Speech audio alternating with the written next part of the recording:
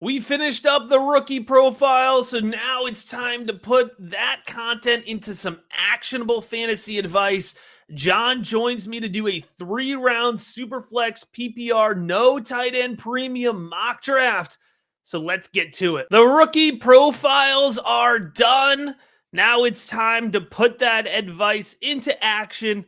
I'm here with John. We're going to do a 3-round Superflex PPR no tight end premium mock draft. We don't want to waste any time with the 101. John, you are on the clock. Well, everyone knows I'm a clipboard guy. It goes with my elderly stage of my life. But this is the easiest pick for me. It's been this way for about 6 months. I'm not going to change. It is Ashton Jeanty. He is the 4th best running back prospect in my 12 years of writing up profiles. Absolutely love him with the number 1 pick. All right, that was the easy one. We're going to get it out of the way. I do think there's going to be some variation here at 102 in the Superflex League. I think there's going to be folks going for Cam Ward. You know, I'm hearing a lot of Amari and Hampton. Even at 102, folks are very excited about Amari and Hampton. And I like Hampton, but I think we're just skipping right past Tatori McMillan, man. He has been my 101 or 102. Going back now 8 months, I'm sticking to it. And I think we're going to be right back there on McMillan when he gets probably top 10, at minimum top 15 NFL draft capital. We're going to be able to put him into a projection. We're going to get excited. And he's going to be a really solid foundational wide receiver for your roster. I understand if you want to go a different direction here, but I simply can't. I tend to agree with you, Matt, and I think he's being overlooked. But I think every draft, I think there's going to be a lot of differences in picks 2 to 5. This is a super flex.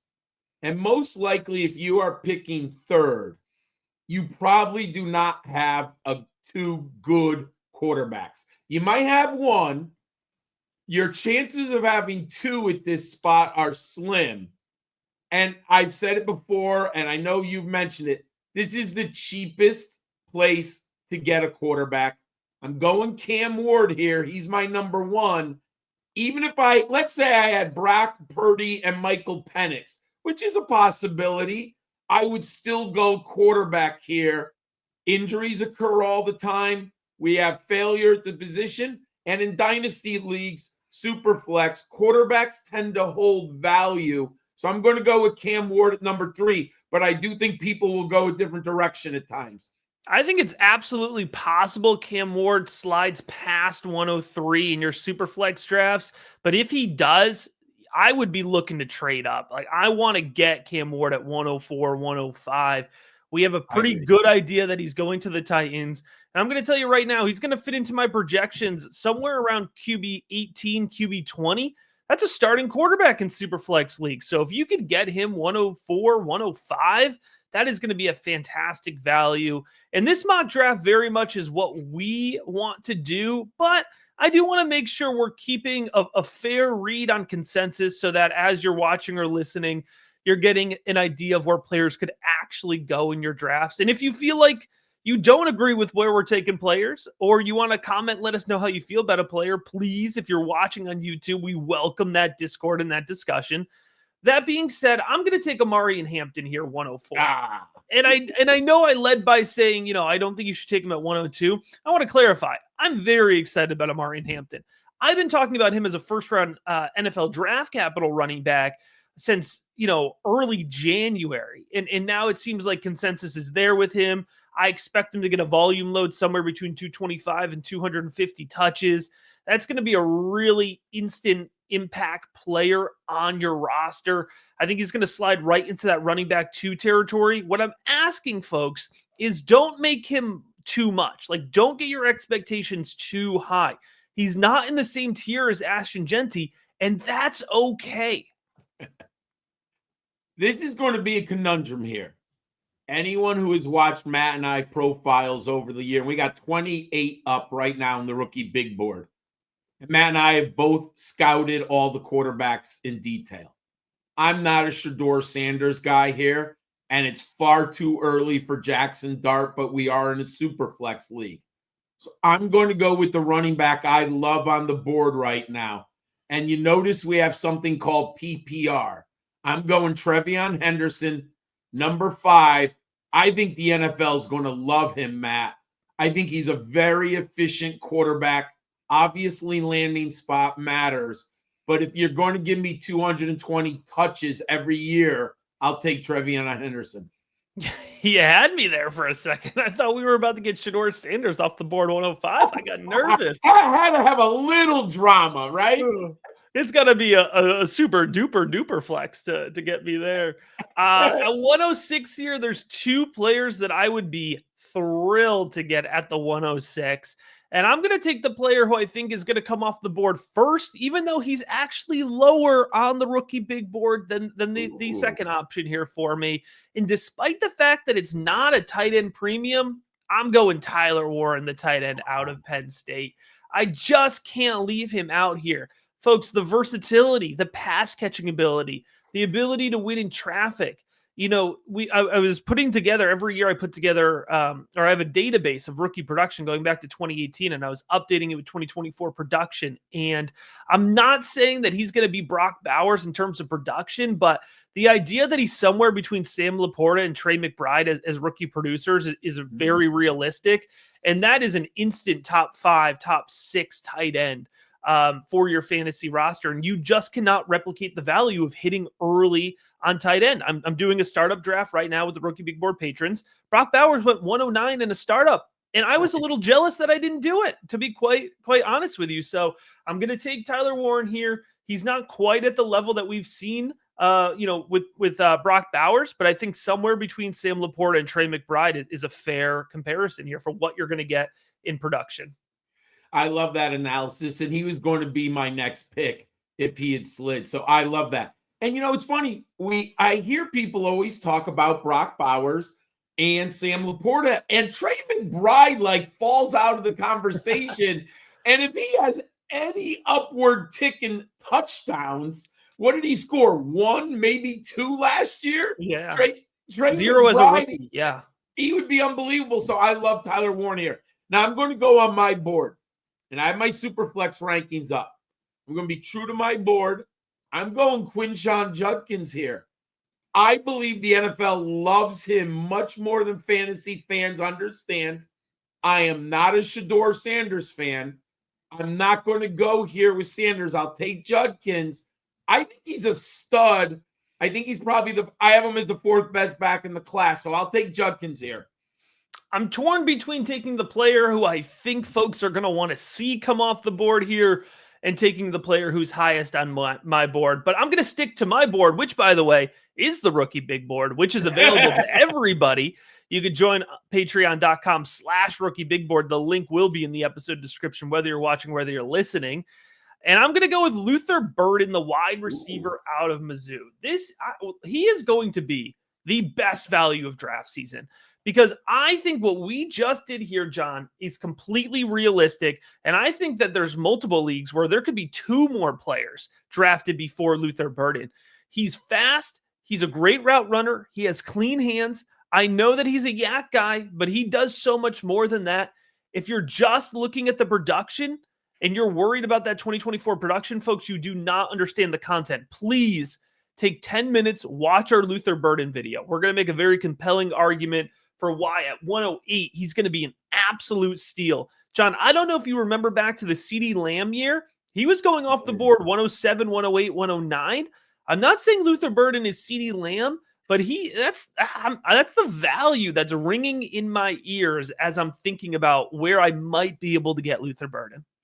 And let me remind our viewers, Matt was always on CeeDee Lamb. I was a Jerry Jeudy guy. Matt was right. I have to give props. Hey, it took 4 years, but you got it, John. It took 4 years. Finally got some production. Just if Jameis Winston had gone back, but maybe Cam Ward or maybe someone will get him the football, but that's a different story. So here I am at Team 9, Superflex. You're in the playoffs. That means you got 2 quarterbacks. I am not letting a quarterback slip to those teams at the bottom in a Superflex. I cannot allow teams 1 and 2 to get and pass up the quarterback. I'm going to penalize them here. I'm taking Shedeur Sanders here because I do think he's going to go before Jackson Dart, depending on landing spot. I have Dart graded higher, but I kind of think it's like the Bo Nix last year. An ode to Bo Nix in my jersey. My son bought it for me for Christmas. I do think currently Dart is lower in most people. So I'm going to take Shedeur Sanders here. Not in love, but I'm a playoff team, and I'm going to hold value with this pick. And if I have to, maybe I can flip it if I'm strong at quarterback. Yeah, I think that's perfectly fair. And, we are lower on Shedeur Sanders, but I think anywhere from 109 to 112 is where you're going to see him, in terms of ADP, that's where he's going to fall. There's going to be some leagues where he will go off the board 106, 107. I think the consensus feelings on him will drop when we see that draft capital. I don't think he's going 2 to Cleveland. I don't think he's going 3 to New York. I've said from the start he's going somewhere between 11 and 20, and I still feel that way in terms of overall NFL draft capital. But I think that's an appropriate place to take him. And I've said all the time, my fantasy value comparison is Geno Smith. And if you get a low-end quarterback too at pick 109, that's not bad at all. Like, that is proper value. 110, let's get Travis Hunter off the board here. Now, there's going to be some folks. Spicy. Travis, I don't think that's spicy. I think actually there's going to be folks watching and listening to this, John, who have been yelling since pick 104, 105. It is one of the most asked questions right now in the Rookie Big Board Discord. Like, how high is too high for Travis Hunter? The thing that I will say is that no matter where he gets drafted, no matter if he goes to New England and you feel like he's going to make a better wide receiver, or if he goes to the Giants, I don't care if they announce him as a wide receiver. Until we see his actual usage over the course of probably the first month of his rookie season, we don't really know what his true usage will be at wide receiver. So you need to proceed with where I have Travis Hunter, which is 10 on the Rookie Big Board, assuming he gets somewhere between 5 to 6 targets a game. I think at 110, that's a fair point to lean into that risk. And maybe a year from now, you look like the smartest drafter, but there's also a real good chance that if you take him at 104, 105, you're going to be looking real foolish a year from now. But at 110, I'm willing to swing and miss on that upside. And if you're a playoff team, you can afford to do that. And it's interesting, Matt. I called it Travis Hunter Day yesterday on Twitter because people are starting to come around. And I've said this since January, everyone. Travis Hunter is a better receiver than cornerback. And people are starting to look at the data and watch the film. And there's a lot of people who agree with us how good Travis Hunter is. I am not ruling it out that he plays 60% of his snaps at wide receiver. I think this is a really good spot. Team 11. I'm in a conundrum because I do like 2 players here very much.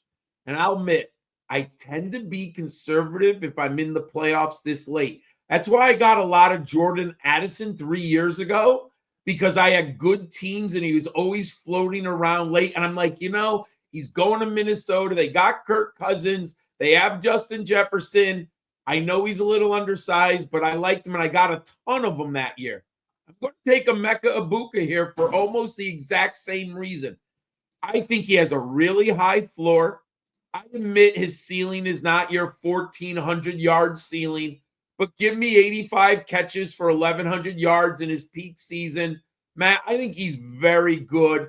I'll take that high floor as a playoff team with Emeka Egbuka here.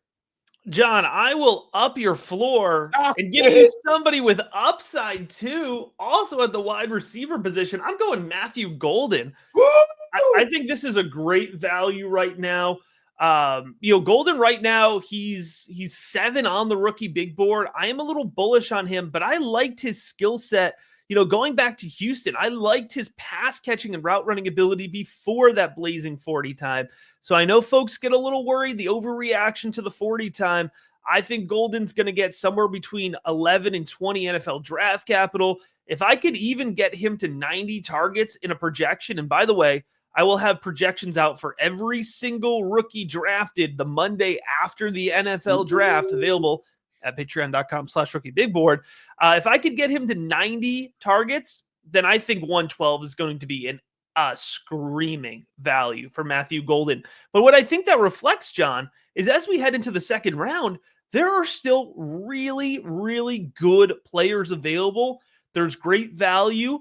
And we say it each and every year, you should be spending all year trading for second round rookie picks. And as we get into the second round and you take the 201, John, we're going to find out why. So let's review. There are going to be people who are not watching. You're listening on our podcast network. First round, we opened up with Ashton Jeanty. Tatorian McMillan, wide receiver, Arizona, went second. Cam Ward, quarterback, Miami, went third. Omarion Hampton, running back, North Carolina, went fourth. Trevion Henderson, running back, Ohio State, went fifth. Then we dipped into Tyler Warren, tight end from Penn State, but it is not a tight end premium, but we do love the value of Tyler Warren there.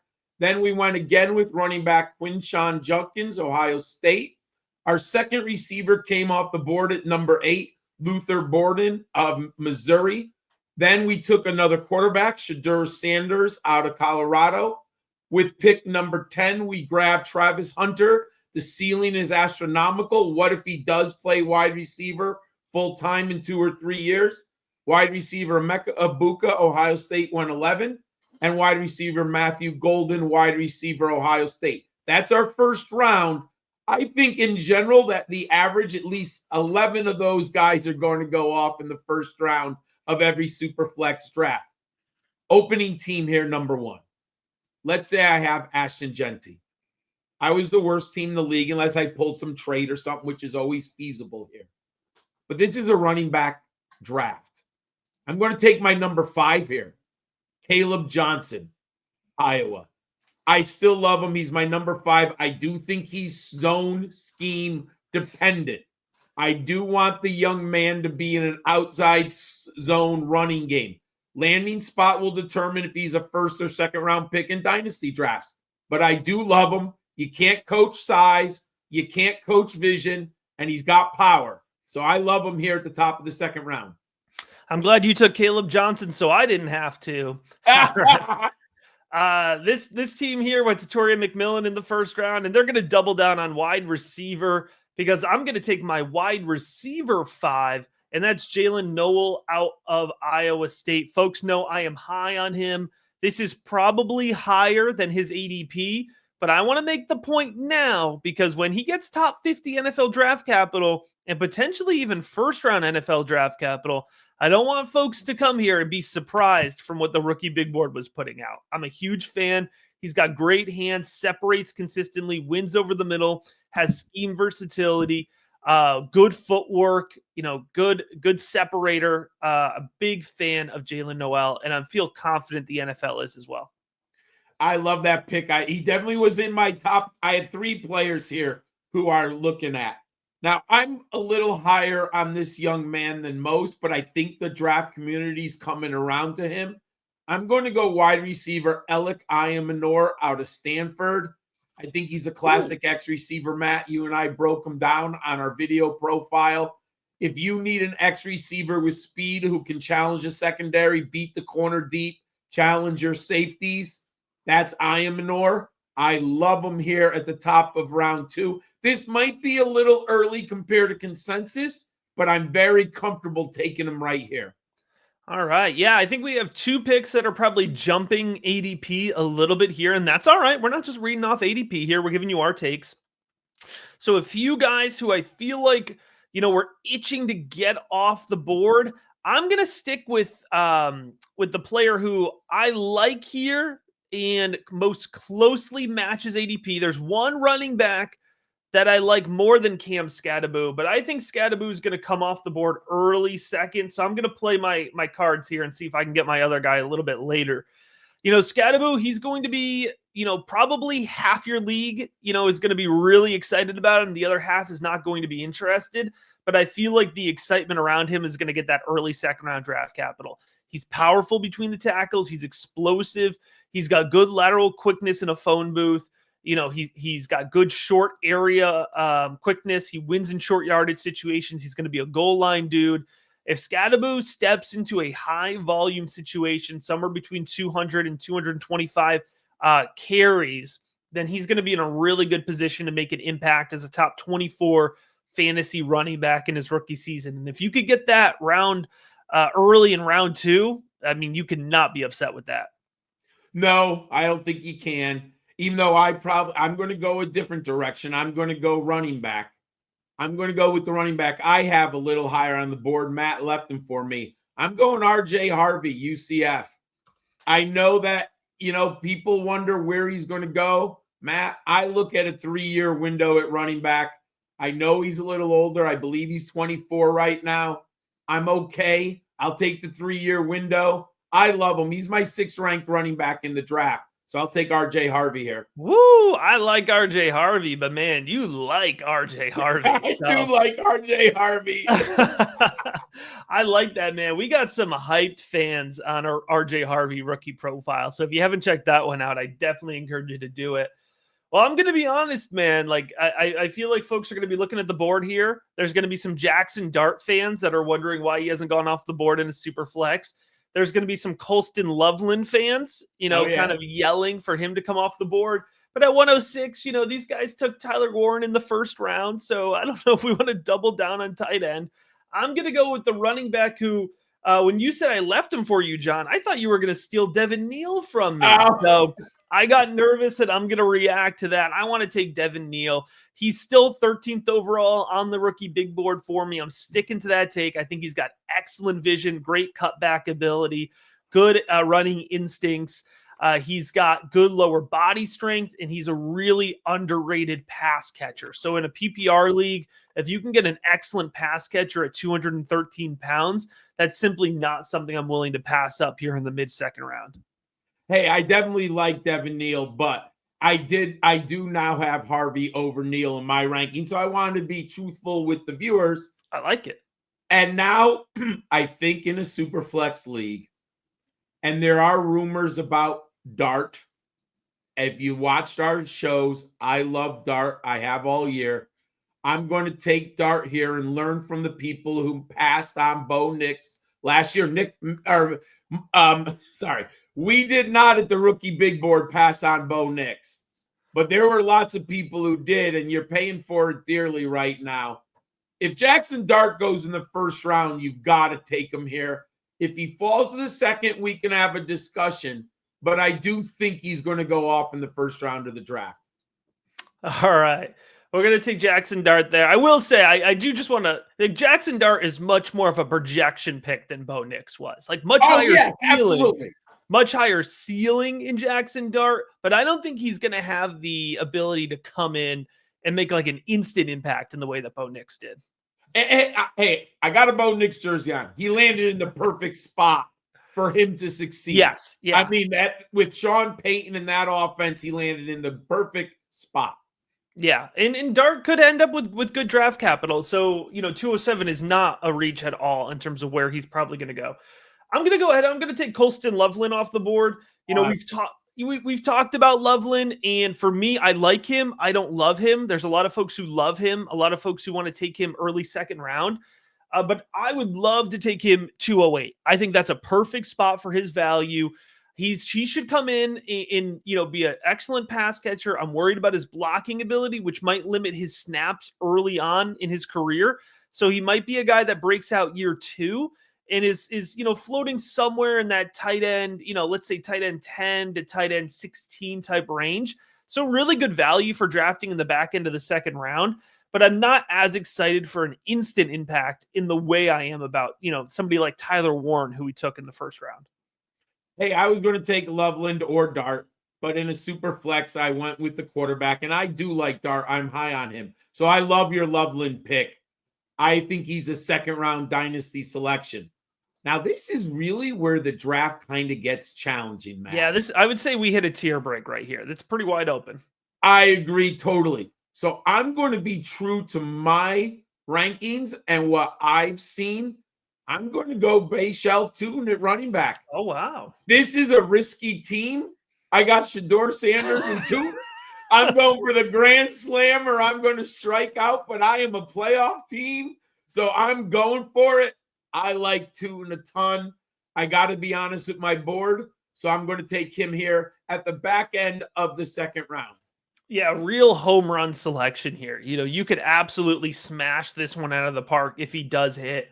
But certainly some risk involved in that as well. But team 9, man, they're a gambler. They're the They are they're the player gambling, in your league that baby. likes the craps table. All right, 110 here. This team took Travis Hunter, so maybe they're feeling a little dicey as well. I'm going to go with a wide receiver I really like. He's the highest guy left on my board. He's 18th overall on my board, so getting a little bit of value here. Wide receiver Jalen Royals out of Utah State. If you watch the Royals video, you know we are big fans of him, and I'm convinced he's NFL ready. I think he's got great hands. I like his route running ability. He played along the boundary at Utah State, so I think he's got a kick inside, but he does well to separate downfield. He wins after the catch. He's got some fluidity. So I think he's just a really well-rounded player, and I'd be really happy to add him to my team here at 210.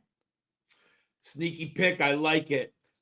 Here's an interesting part of the draft. There are no tight ends worth it for a while in my ranking system. Landing spot could maybe propel one up the board, but I'm not going there. And I'm clearly not taking a quarterback any longer. Like, we have extended. There are 3 quarterbacks you probably want in Superflex in a 3-round right now.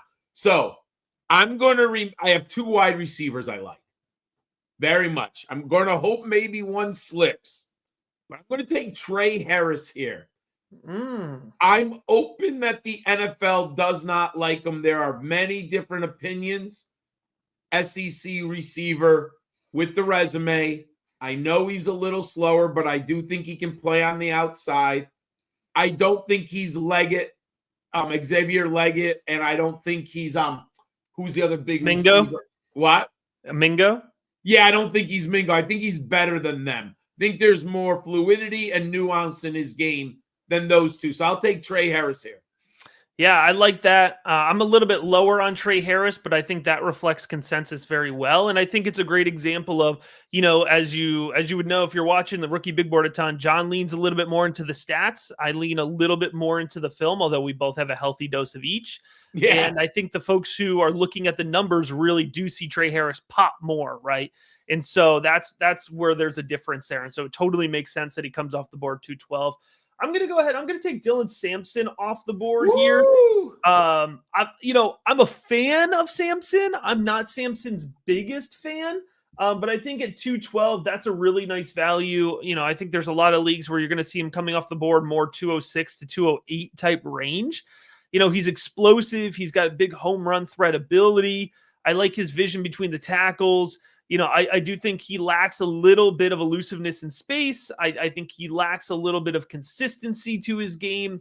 So I'm not his biggest fan, but a good lower body strength on top of that. 5'8", 200. The frame might be a little light compared to the way he won at Tennessee. So cautiously optimistic that he could return value here in the back end of the second round.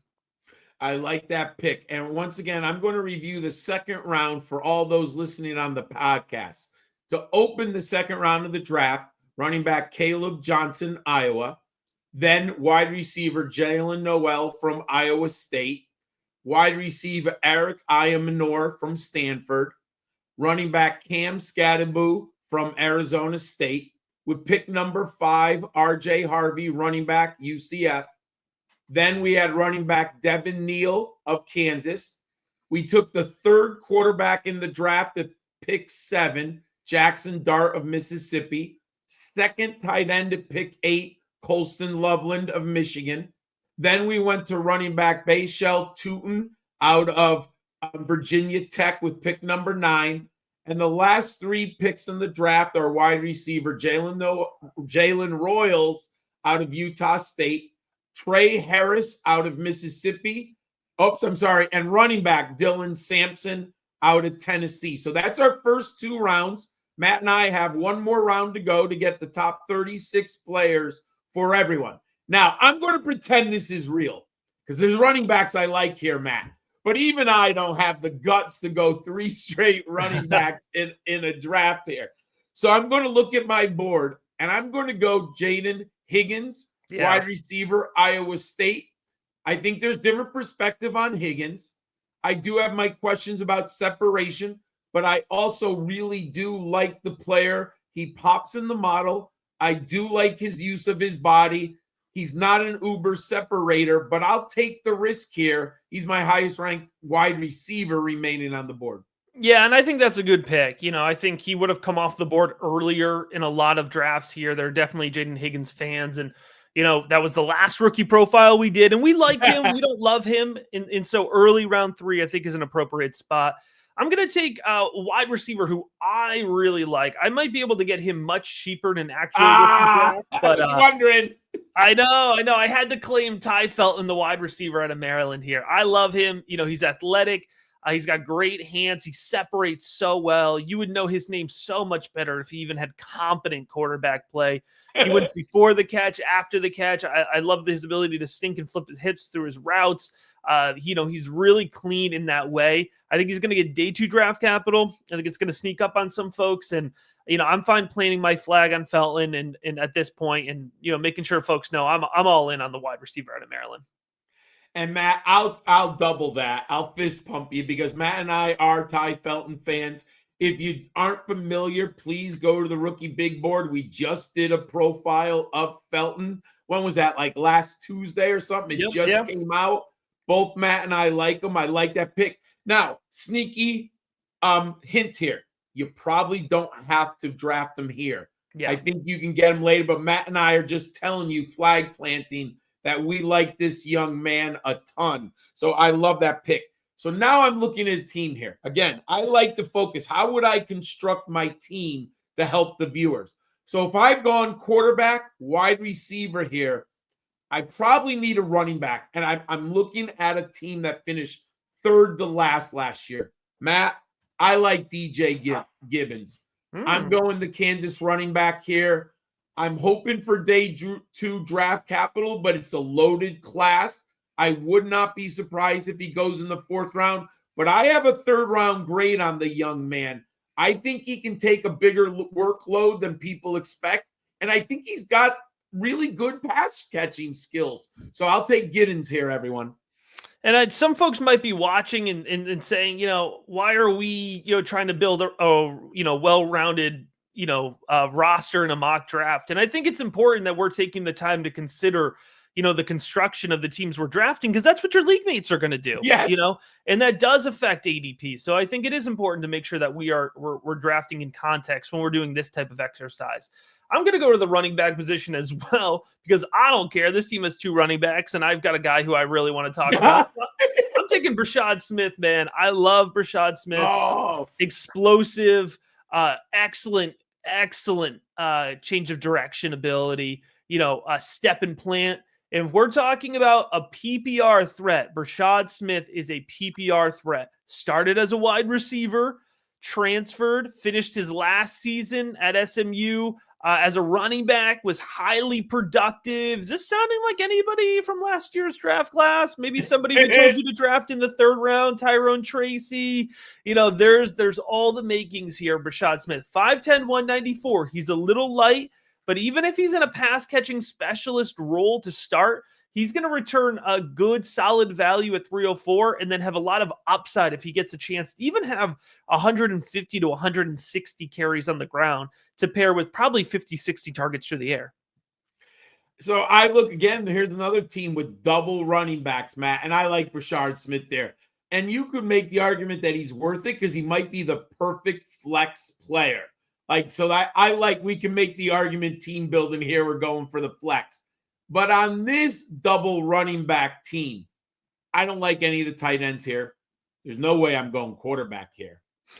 I'm going to go wide receiver Jack Beck out of TCU. I think he's got a pretty high floor. I believe the NFL is going to like him. I kind of think he's an inside or a Z receiver. He's definitely not a classic X. I don't think the athleticism is there for the X, but I think he's a young man who could easily get between 55 and 70 receptions every year in the right offense. So I'll take Jack Beck here of TCU. All right, here we are up in the mid-3rd round, and if you're watching and you see me looking off screen here, I just want to make sure folks know I'm just referencing the Rookie Big Board, and that's exactly what you should do. Yeah, you should be going into your drafts and whatever your rankings are. We provide a great set of rankings here at the Rookie Big Board, but whatever your rankings are, make sure to stick to it, man. don't let the draft sway you too far off of what you wanted going in. And, sitting there at 24 right now on the Bricky Big Board, so a screaming value. How about Damian Martinez, running back out of Miami? In a mock draft. You left him for me, man. You left him for me. 6'0", 217. I think he's really closer to 225. I think he dropped some weight to run a little bit faster at the combine. So I'm going to say 6'0", 225. Powerful runner. Great lower body strength. Good at the goal line. And he's the type of guy where the more and more touches he just wears down a defense. And he's got really good long speed to pair with that. I mean, if you let him break off in a straight line, man, he will accelerate downfield. So Martinez is a guy who could be drafted into a high volume role, even a mid volume role, even if he's the running back 2. And you know that if the running back 1 goes down in front of him, he's going to be able to carry that 200 and 225 touch workload. I mean, at 306, this is a fantastic spot. Yeah, I really did. I was staring at Damian Martinez, and I was like, I should take him, but I can't go 3 running backs, so I did go, and that's all right. I look at Team 7 here, and we have Judkins and Jackson Dart, and Damian Martinez would look really nice. But I know I said this, and this might be contradictory, but I think there's a tight end that I like. I think the NFL is going to like him more. And I might be wrong, but I'm going to take the shot here. I like Mason Taylor. Yep. He's my number 3 tight end. I think he's a lock to see a large percentage of snaps. I don't know what his ceiling is, but we've all had that tight end problem, right? Where you're like, oh my God, I got to get some. Can I please get 8 points out of my tight end somehow? So I'm going to go Mason Taylor here because I like him. He's my number 3 tight end. I think it's a great pick. I was going to take Mason Taylor next if you didn't. So that's a fantastic choice there. I like him, John. I think he's pro ready. I think do too. He's a good blocker, and so that means he's going to get on the field early, and he's got great hands. And if you watch the LSU offense, what I love about it, the LSU offense ran through Mason Taylor this past year, and I think that speaks a lot when you have a young quarterback. Who is his reliable guy? It was Mason Taylor. I'm going to go back to the running back position here. This team has drafted Luther Burden and Colston Loveland, so we got some room to add a running back. And I'm going to take the man out of Syracuse, LeQuint Allen. Ooh. He's got good vision, especially between the tackles. I think he's got shifty footwork. He's decisive. I love a decisive running back. He's got good burst to the second level. Most importantly, excellent pass catcher. And I'm talking about an actual pass catcher. He can run routes. He could catch the ball in traffic. He's comfortable over the middle of the field. He's comfortable along the boundary. He's more than just a guy who's got good hands in the flat, and he turns upfield. He catches the ball seamlessly. I really like LeQuint Allen as a high, high upside PPR target here. And at the point, 308 in your draft, man, like that's the right time to start pushing for some of these upside picks. And before you make your pick, John, I just want to emphasize, man, this is still hard. There's still players that I really, really like here. And we're in the back end of the 3rd round. So you're on notice, folks. You still got some time to add some 3rd and 4th round rookie picks. And I look here and I'm so mad that I got a quarterback already in Shedeur Sanders, because I do think there's interesting players here that might change depending on landing spot, but I'm not going to take 2 quarterbacks on one team. I have come around. I don't love this player, but he's still in my top 14 wide receivers, and you see him sitting there at the top of our queue. Yeah. I'm going to go Isaiah Bond. You had to do it. Sometimes the value just steers you. I like Beck more than Bond, but if you told me Bond is drafted before Beck, I would not be surprised. And I think there's some NFL guys who are really going to like Bond. I personally think he's he's an okay, but he's sitting here this late in the process. I'll take Bond. Yeah, I have Bond, Beck, and Harris right next to each other in the There you range. go. And so if you look at the fact that Beck went 4 picks earlier, Harris went almost a full round earlier. I think that's really appropriate value for him here. And we needed to take him off the board. And I will say, I understand anybody who is totally off Isaiah Bond because the second half of 2025 tape was rough. Watch the first half 2025 tape. Yeah, he's and better. And go watch Alabama tape, because what he did with Jalen Milroe with 2023 Jalen Milroe at Alabama was really impressive. And so I wouldn't invest high draft capital on him, but I think he's absolutely worth the dart throw here. John, you got me nervous because I'm not sure that you were talking about this quarterback, but there was one quarterback that I was going to save for the 312 because I want to talk about him, and I think he's going to get better draft capital than folks expect. And spoiler alert, I'm going to talk about him a lot more in our upcoming sleeper quarterback episode. Ooh. I'm not letting John draft Tyler Shuck out of Louisville. I'm a big fan of him. 6'5", 219, excellent frame, prototypical NFL size. He's got a great arm, good velocity. I think he's accurate at all three levels of the field. I think he's accurate over the middle of the field.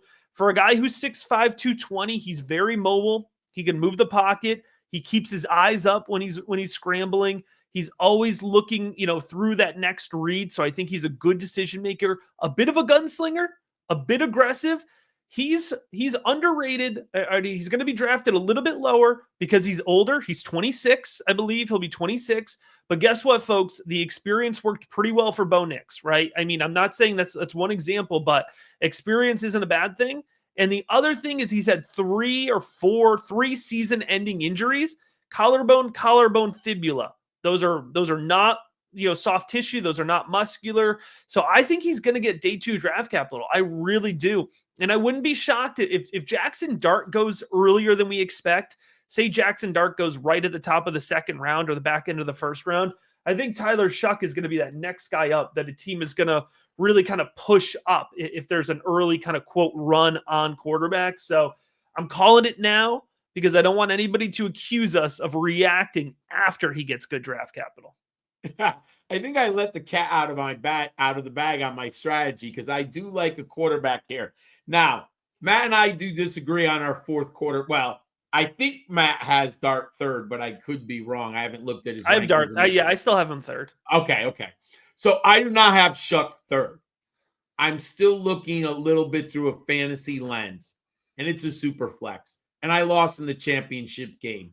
Matt knows who I like. I'm taking Jalen Milroe here because I do think there's some insular value with Milroe.